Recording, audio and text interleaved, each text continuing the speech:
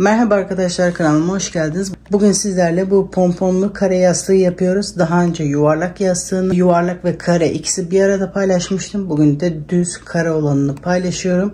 Tarifini gösterirken bütün yapılış aşamalarını ve püf noktalarını sırasıyla gösterdim. Videoyu atlamadan izlersek bütün püf noktalarına ulaşmış olursunuz. Ne kadar ip kullandığımı video sonunda belirttim. Atlamadan izlersek video sonunda da bu detaya ulaşmış olur. Videolar yüklendiği zaman çok kişiye bildirim gelmiyor arkadaşlar. Kanalın abone olunduğu kısmının yanında zil işareti var. Zile basarak bildirimlerin gelmesini açabilirsiniz arkadaşlar. Bildirimleri açarak video yüklendiği zaman anında haberdar olabilirsiniz. Sizi hiç bekletmeden modelin yapılışına geçebiliriz. Ben modeli yaparken bu şekilde bir koton ip kullandım. İpimin özelliği %30'u koton, %70'i akrilik. Normalde kullandığım runner'lardaki gibi %100 koton değil. Bu şekilde karışık bir ip. 100 gramda 147 metre ip varmış. Bu şekilde bir ipim vardı. Onu değerlendirmek istedim. Siz de elinizde olan herhangi bir ipleri kullanabilirsiniz. %100 akrilik ipler de kullanabilirsiniz. Pomponu yaparken de bu şekilde akrilik ip kullandım. Bu da %100 akrilik. 454 gramda 932 metre ip varmış. Pomponları yaparken de bunu kullandım. Kullandığım tığ numarası da 5 mm tığ kullandım. Bakın ipin arkasında tığ önerisi 5,5 mm. Ben 5 mm tığ kullandım.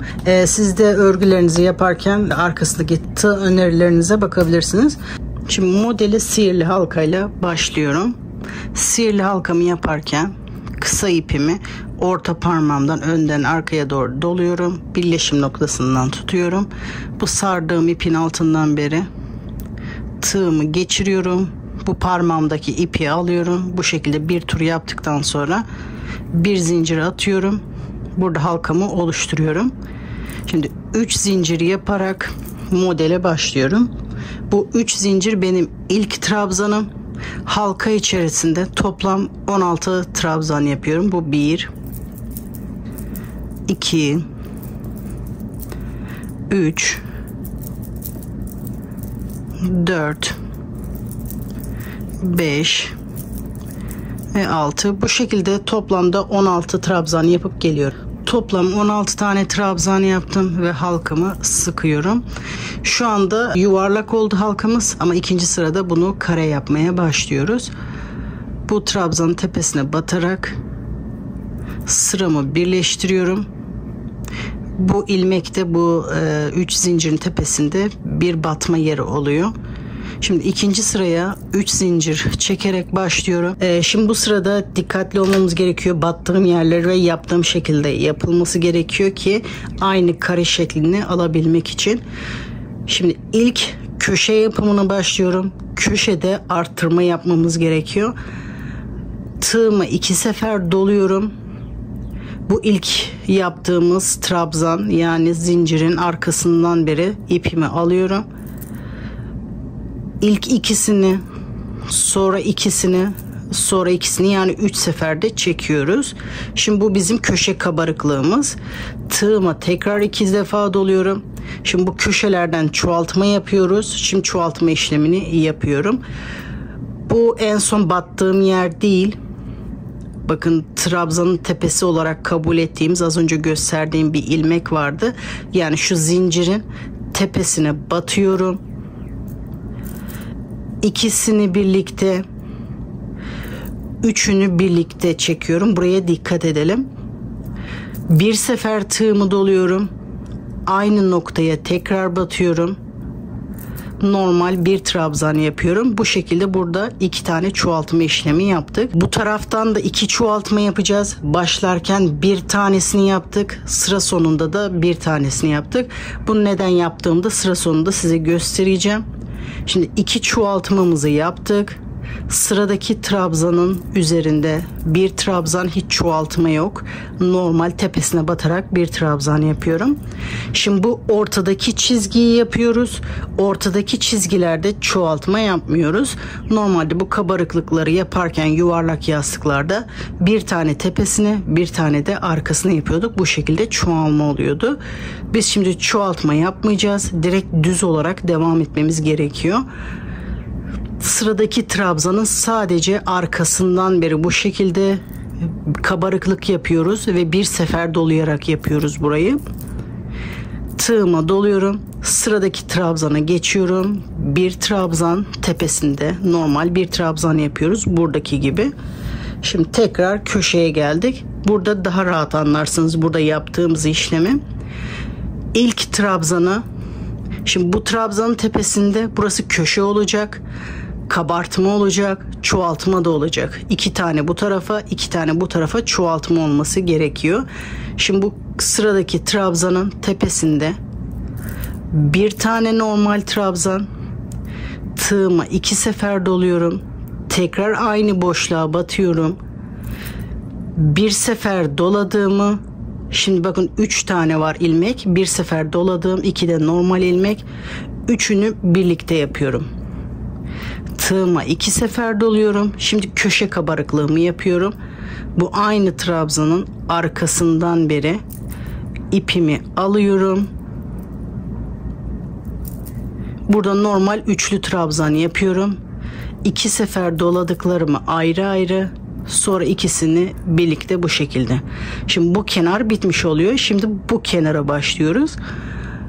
Şimdi tekrar bu kenarın çoğaltma işlemini yapıyoruz. Tığıma doluyorum. Bakın bu taraftan trabzan tepesine batmıştık. Şimdi bu taraftan da aynı trabzanın tepesine batıyorum. Hala aynı trabzan üzerindeyiz. Tığıma 2 sefer doluyorum. Bu trabzanın tepesinde bir sefer doladığımı, bir seferde üçünü birlikte. Tığıma bir sefer doluyorum. Aynı boşlukta normal trabzan yapıyorum. Sivri olması için buradaki kabartmayı üçlü trabzan yapıyoruz. Buradaki gibi normal ikili trabzan yaparsak burası kısa kalıyor. O yüzden bu şekilde üçlü trabzan yapıyoruz. Burada yaptığımız çoğaltmaları da normal trabzan yapınca tekrar aynı şekilde burası kısa kalıyor. O yüzden bu şekilde bir tane normal, bir de üçünü birlikte yapıyoruz. Normal ikili trabzan yapınca da burası çok sivri duruyor. Bu şekilde tam ideal oluyor. Benim yaptığım gibi yaparsanız siz de güzel bir kareye ulaşmış olursunuz. Şimdi sıradaki trabzan tepesinde bir tane normal tepesine batarak yapıyorum. Şimdi ortadaki kabartmayı yapıyorum. Bakın trabzanın tepesine batmıyorum. Tığıma doluyorum. Sıradaki trabzanı sadece arkasından beri bu şekilde normal trabzan yapıyorum. Sıradaki trabzanın tepesine batıyorum normal trabzan. Şimdi köşe yapmaya tekrar başlıyoruz. Aynı buradaki gibi yapıyoruz. Sıradaki trabzanın, bakın bunun tepesine batmıştım. Bir normal trabzan. Şimdi bu trabzan tepesine hem köşe hem kabarıklık yapıyoruz hem de çoğaltma. Tığıma bir sefer doluyorum. Trabzan tepesinde bir normal trabzan. 2 sefer doluyorum. Aynı boşlukta bir sefer doladığımı, üçünü birlikte. Tığıma 2 sefer doluyorum. Şimdi kabarıklığı yapıyoruz köşedeki trabzanın arkasından beri. İpimi alıyorum. 2 sefer doladıklarımı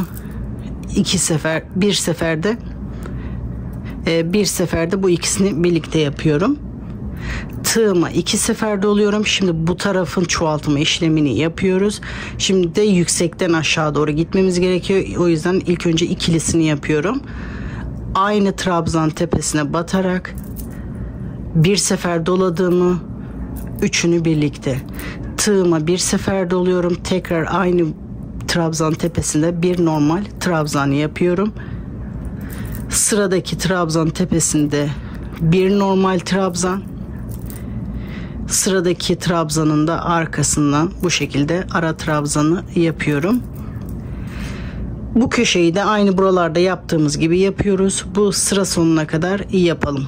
Ben bu köşeyi de yaptım. Eğer siz bunu tek başınıza yapamadıysanız videoyu geri alarak tekrar bu köşeleri izleyebilirsiniz. Şimdi orta kabarıklığı yaptım. Şimdi buralarda hep aralarda bir trabzanın tepesine batmıştık. Şimdi bir tane trabzan kaldı arada. Onun tepesine batıyorum.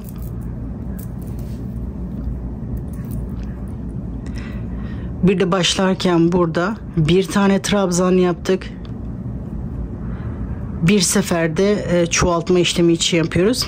Normalde bu köşelerde 2 tane trabzan yapıyorduk çoğaltma işlemi için. Başlarken bir tanesini yapmıştık. Şimdi biterken de bir tanesini yapıyorum. Bu şekilde 2 çoğaltma işlemi de olmuş oluyor. Şimdi bu trabzanın tepesine batarak birleştirmeyi yapıyorum. Başlarken niye sadece bir trabzanla başladım onu da söylemek istiyorum. Hep çoğaltma işlemini bu kabartmanın yanında yaparak belli olmasını istemediğim için.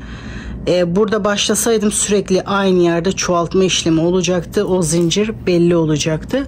Her sırada aynı şekilde başlayacağım ve kabartmanın yanında çok belli olmayacak. 3 zincir bu trabzanın üzerindeki tek çoğaltma. Tığıma 2 sefer doluyorum. Bu kabartmanın arkasından beri trabzanı yapıyorum. 2 sefer doladıklarımı ikisini birlikte. Şimdi köşeler hep aynı olacak. Bu ortadaki kabartmalar hep aynı olacak. Köşelerden 2 bu tarafta 2 bu tarafta çoğaltma yapıyoruz. Başlarken bir tanesini yaptık. Sıra sonunda da bir tanesini yapacağız.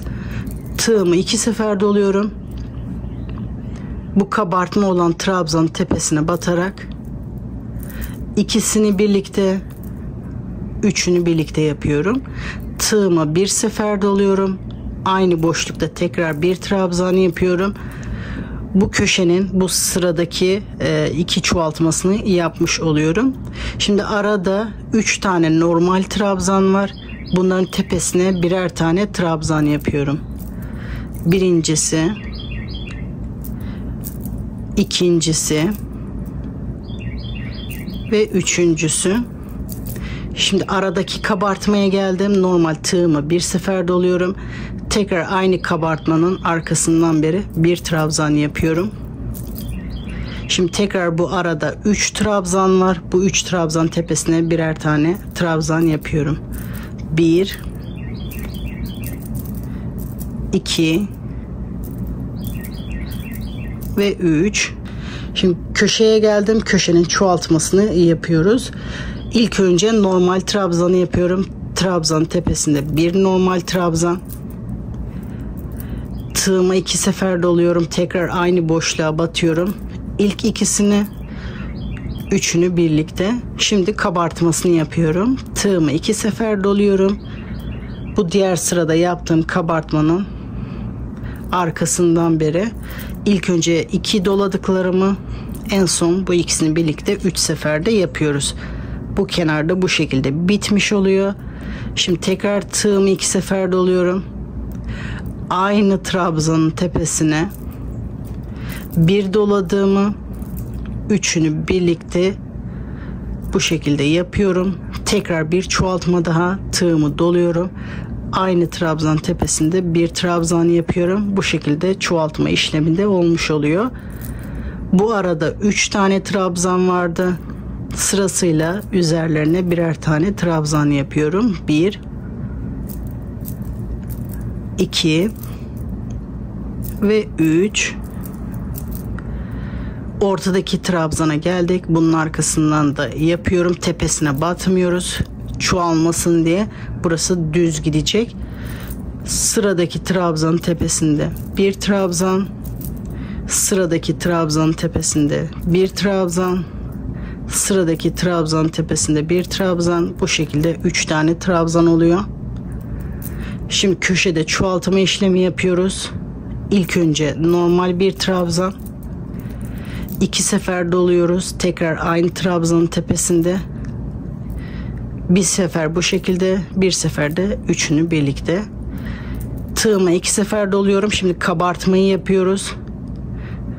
Diğer sırada yaptığımız kabartmanın arkasından beri sırasıyla ikisini birlikte, sırasıyla ikisini birlikte, üçüncüde de ikisini birlikte yapıyoruz. Tığıma 2 sefer doluyorum. Tekrar bu trabzanın tepesine batarak ikisini birlikte, üçünü birlikte tığımı doluyorum. Bu kabartmanın üzerine batarak bir normal trabzan yapıyorum.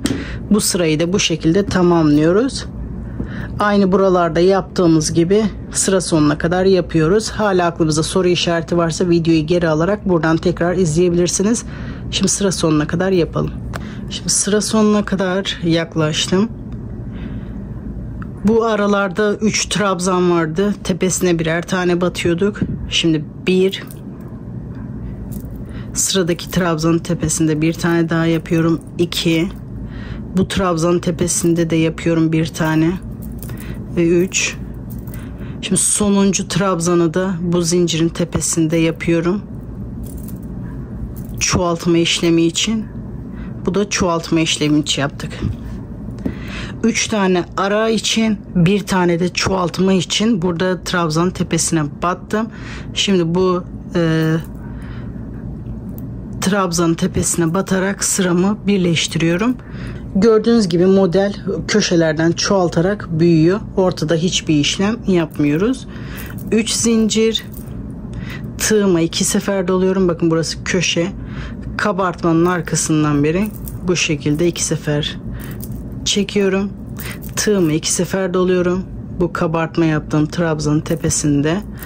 İlk önce ikisini birlikte, sonra üçünü birlikte yapıyorum.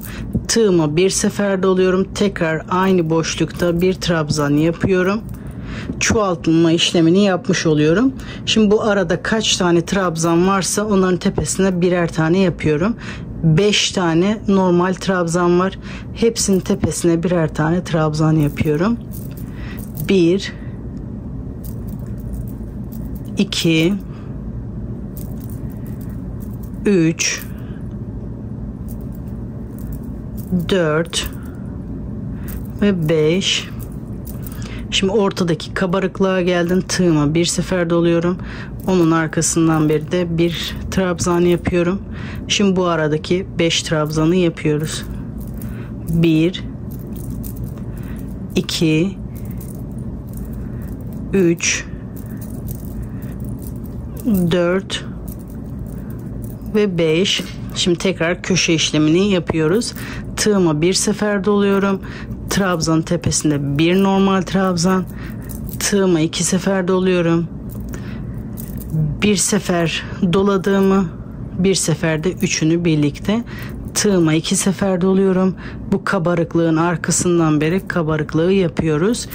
İlk önce 2 sefer doladıklarımı, sonra ikisini birlikte.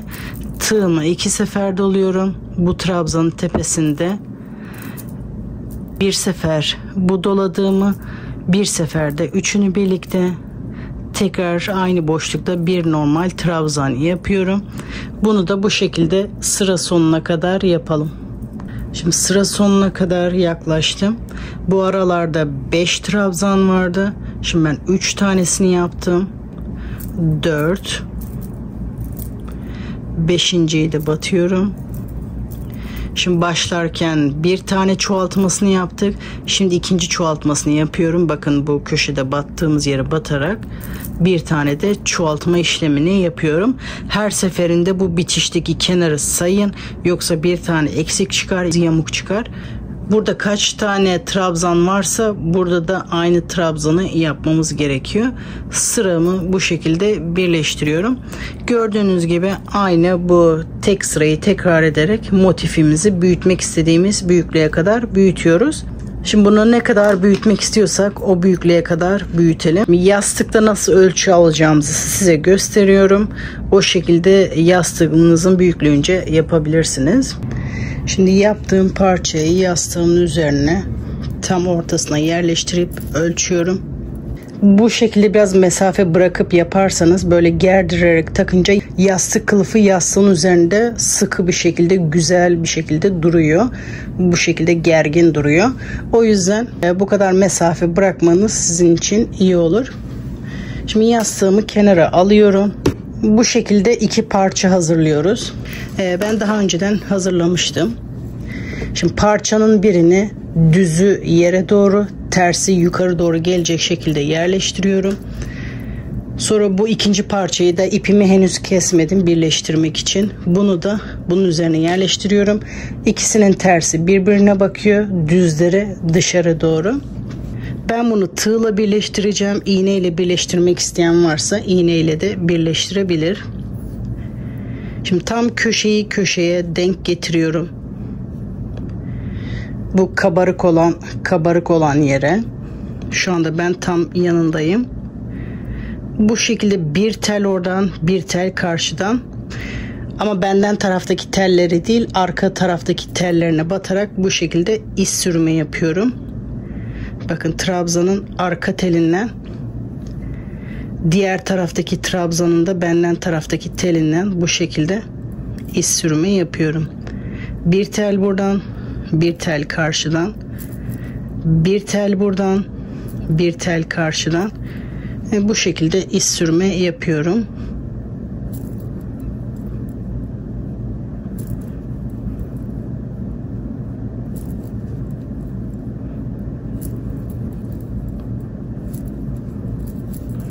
Bu şekilde iz sürme yaparak birleştiriyorum. Köşeye kadar bu şekilde birleştirelim. Köşeye kadar yapalım. Köşeye kadar birleştirdim. Köşede de herhangi bir değişiklik yok. Köşede de bir tel buradan, bir tel karşıdan bu şekilde köşeye de batıyorum. Sonra diğer kenara dönüyorum. Aynı şekilde bir tel oradan, bir tel karşıdan bu şekilde birleştirmeye devam ediyorum. Bu kenarı da bu köşeye kadar birleştirelim. Burada da yastık geçirmek için bir mesafe bırakacağız. Bu köşeye kadar yapalım. Şu anda bir kenar yaptık. Bu kenarı yapıyoruz. Bu kenarı yapıyoruz. Son kenarı birlikte yapıyoruz. Buradan birleştirmeye başlamıştım. 3 kenarı birleştirdim. Son bir kenar kaldı. Buradan da birazcık birleştirdim. Şimdi bunu yaparken bu kenarı düz, yuvarlak gibi değil. İsterseniz şu kadar mesafe bırakıp yastık geçirme boşluğu bırakabilirsiniz. İstediğiniz zaman yıkayıp tekrar yerine takabilirsiniz. İsterseniz de benim gibi yastığı içine yerleştirip aynı yuvarlakta yaptığımız gibi yastığı içine yerleştirdikten sonra birleştirmeye devam edebilirsiniz. Tek parça halinde de yapabilirsiniz.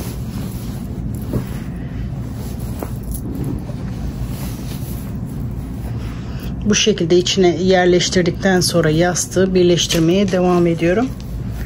Ben daha önce bu şekilde birçok kare yastıklarda şu aşağıda yıkama boşluğu bırakıyordum. Eski videolara bakarak oradan nasıl yaptığıma bakabilirsiniz. Şimdi ben bunu tek parça yapacağım. Tek parça yapınca pomponlar daha iyi duracak. Şimdi yastığı içine geçirdikten sonra şimdi ikisini birlikte iz sürme yaparak birleştirmeye devam ediyorum. Aynı bir tel oradan, bir tel buradan.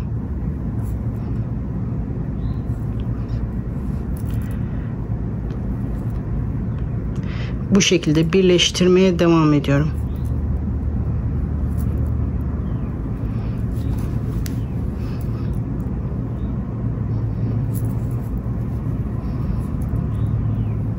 Normal sıralarda yaptığımız gibi bir tel oradan, bir tel buradan. Bu şekilde birleştirmeye devam ediyorum. Burayı da böyle sıra sonuna kadar birleştirelim. Şimdi bu kenarı da köşeye kadar birleştirdim. Köşede bir zincir çekip ipimi burada kesiyorum. Şimdi pompon yapılışına geçebiliriz. Ben pompon yaparken bu şekilde bir pompon aparatı kullanıyorum. Bununla yapılışı çok kolay ve pomponlar çok güzel düzgün çıkıyor. Böyle bir aparatınız varsa bunu kullanın, yoksa alın derim. Bu pomponun ölçüsünü de bilmek isteyenler için şöyle ölçeyim. 6 santim eninde. Bu size bağlı, istediğiniz büyüklüklerde yapabilirsiniz pomponunuzu. İlk önce pomponumuzu bağlamak için 2 kat, yaklaşık 30-40 santim civarında 2 kat bir ip kesiyoruz. Bu pomponumuzu bağlamak için, sağlam olması için 2 kat iple bağlıyorum. Şimdi aparatımızın şu şekilde bir açıyoruz. İpimi alıyorum. Parmağımla ilk önce tutuyorum şunu. Bunu ister böyle ister bu şekilde, nasıl rahat sarabilecekseniz o şekilde tutabilirsiniz. Sırasıyla buradan sağ, soldan sağa, sağdan sola olacak şekilde bu orta kısmı sarıyoruz. Bunu sıra sıra gitmek gerekiyor. Bir yere toplu bir şekilde ilk önce buraya sonra buraya gitmemek gerekiyor. Pomponun da düzgün durması için püf noktası sıra sıra gitmek önemli. Sıra sıra gidince pomponumuz güzel duruyor. Bir tarafa yığılı bir şekilde yaparsanız düzgün durmayacaktır. Şimdi kenara kadar geldim. Şimdi bu kenardan da diğer kenara doğru ters yöne gidiyorum.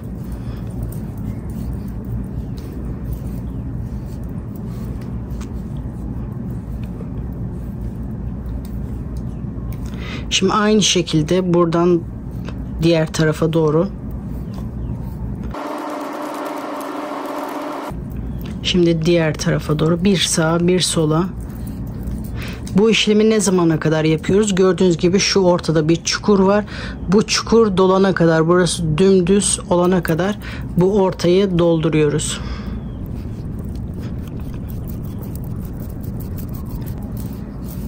Bir diğer püf nokta da bunu sıkı sarmak da önemli. Sıkı sarmamız gerekiyor.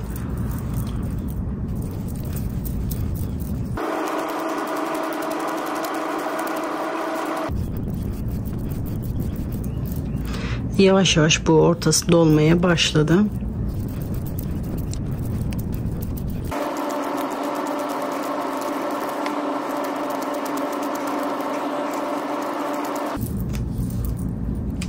Çok az kaldı. Burası neredeyse dolmak üzere. Bir diğer püf noktada bu arası dolması gerekiyor ki pomponumuz büyük ve güzel şekilde olsun. Şimdi bu benim için yeterli. Bakın burası iyice doldu. Şimdi bunu kapatıyorum. İpim hala burada. Şimdi diğer tarafı açıyorum. Aynı şekilde bu tarafı da dolduruyoruz. Başlıyorum hiç ipimi kesmeden.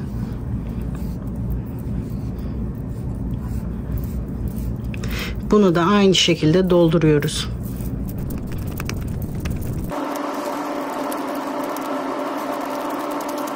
Şimdi bu tarafın da bu ortası dolana kadar burayı sarıyorum. Bu tarafı da bu ortası dolana kadar sardım. Şimdi burayı da kapatıyorum. Artık bu sardığım ipi kesiyorum. Pomponları keserken bu şekilde sivri uçlu güzel bir kesen makas bulmak önemli. Bakın gördüğünüz gibi burada bir boşluk var. Boşluktan makasımı geçiriyorum. Kesmeye başlıyorum. Ortada. Pomponun burada zaten bir kanalı var. Siz makası yerleştirince kendisi düz bir şekilde ilerliyor. Sağa sola gitmiyor.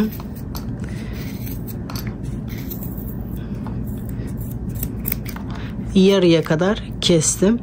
Şimdi aynı şekilde diğer tarafı kesiyorum. Bakın aynı boşluktan devam ediyorum. Yani buraya rahat girmesi için sivri uçlu, güzel kesen bir makas gerekiyor. Bu şekilde. Bunu da sonuna kadar kestim. Şimdi her yerini kestim. Bu aparat bunu sıkıca tutuyor. Şu anda bunlar açılmıyor. Bu ortası bunu tutuyor. O şekilde. O yüzden güzel bir aparat. Şimdi bu yaptığımız iki kat ipi tam ortasından beri bu şekilde geçiriyorum. Bakın aparat onu şu anda tutuyor. 2 sıkı düğüm atıyoruz. 1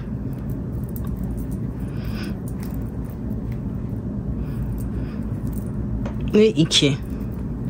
Şimdi artık aparatı pompondan çıkarıyoruz. İlk önce bu ortadan sıkı tutalım çıkarırken. İlk önce tek tarafını, sonra diğer tarafını ve ortadan ikiye ayırıyoruz. Sonra tekrar kullanmak için bunu takıyoruz. Bu şekilde kullanımı çok kolay. İstediğiniz zaman tekrar kullanabilirsiniz. Şimdi kesime geçmeden önce ilk önce bunu güzelce sallıyoruz.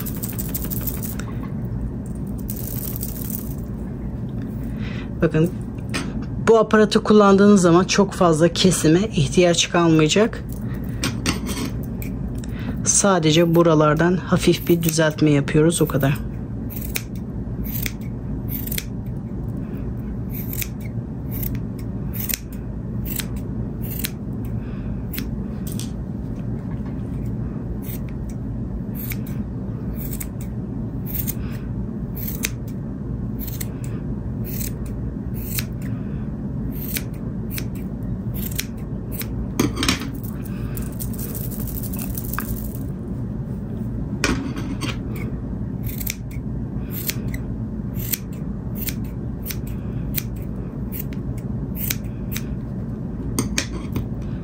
Bakın, çok fazla kesmeye gerek kalmadı. Sadece o kenar kısımları.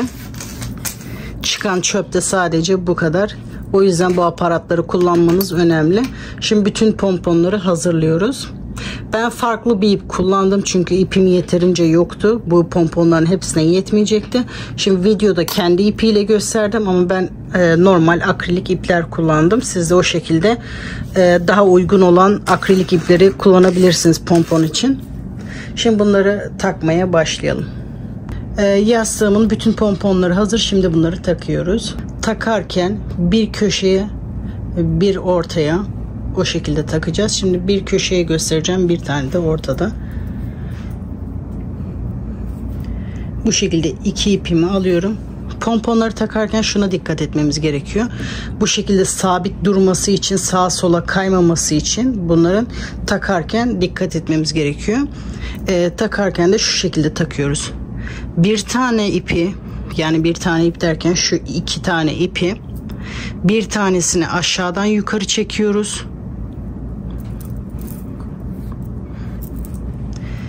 Diğer iki ipi de yukarıdan aşağıya çekiyoruz. Bu şekilde iplerimiz çapraz oluyor. Pomponların düzgün durmasının püf noktası da bu. Şimdi iyice iki defa sıkı düğüm atıyoruz. 1 ve 2. Şimdi bu kalan ipleri yastığın içine doğru çekiyoruz. Uzaktan bu şekilde tığımı geçiriyorum. İplerimi bu şekilde içine doğru çekiyorum. Buradan fazlalık ipi de kesiyoruz.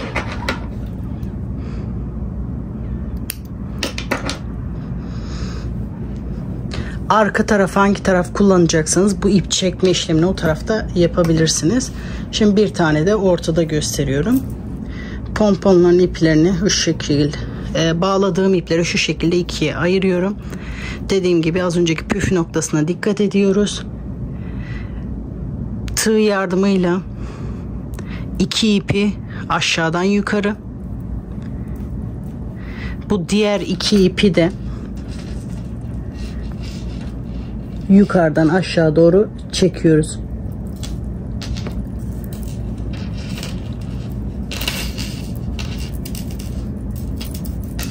Bu şekilde ipimiz çapraz oluyor. İki sıkı düğüm atıyoruz.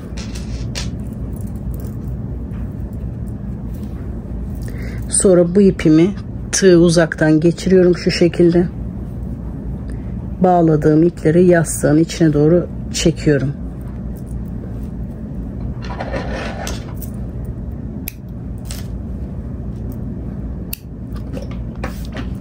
Bu şekilde sırasıyla bütün pomponları takıyoruz. Ben sadece şu anda çizgilerin üzerine taktım. Bunu dilerseniz şu şekilde sık sık da yapabilirsiniz. Aralara da takabilirsiniz. Aralara ister iki tane ister bir tane yaparak şu şekilde sık sık da takabilirsiniz. Şimdi bütün pomponlarımı takıp geliyorum. Sırasıyla sadece çizgilerin başlarına bu şekilde pomponlarımı taktım. İsterseniz bu şekilde, dediğim gibi isterseniz buralara daha da yapabilirsiniz.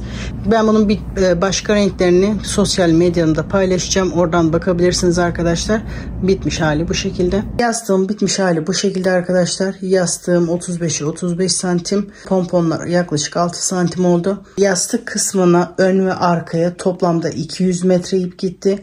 Her pompon için 25 metre ip gitti. Toplamda 8 pompon yaptım. Bunun için de toplamda 100 metre gitti. Pomponlar ne kadar büyük yaparsanız o kadar çok ip gider. Ne kadar küçük yaparsanız da o kadar az ip gidecektir. Yaptığım modellerde genelde kaç yumak kullanıyorsunuz diye çok mesaj geliyor. Ben metre olarak ölçüleri bildiriyorum. Metre olarak söylememin sebebi de bakın, bu da bir yumak, bu da bir yumak. Kullandığım modellerde bundan yeri geliyor yarım yumak kullanıyorum, yeri geliyor 2 tane. Metrajları tutmuyor. Bu küçük ipte 147 metre ip var. Büyük ipte 932 metre ip var. O yüzden ölçülerimi yumak olarak vermiyorum, metre olarak veriyorum. Bir de kullandığımız ipler aynı olmadığı için kıyaslama yapamıyoruz. Metre daha sağlıklı bir ölçü birimi oluyor benim için. O yüzden metre olarak veriyorum. Bunun farklı rengini ve aralara da pompon ekleyerek o halini de yapıp sosyal medyada paylaşacağım. Nasıl durduğunu oradan bakabilirsiniz. Modelin yapılışı bu şekilde, çok kolaydı. Umarım sizler de yaparken keyif almışsınızdır. Ben de emeklerimin karşılığını alabilmem için bir beğen ve yorum atarak destek olursanız sevinirim arkadaşlar. Daha fazla model için takipte kalın. Sıradaki videolarda görüşmek üzere.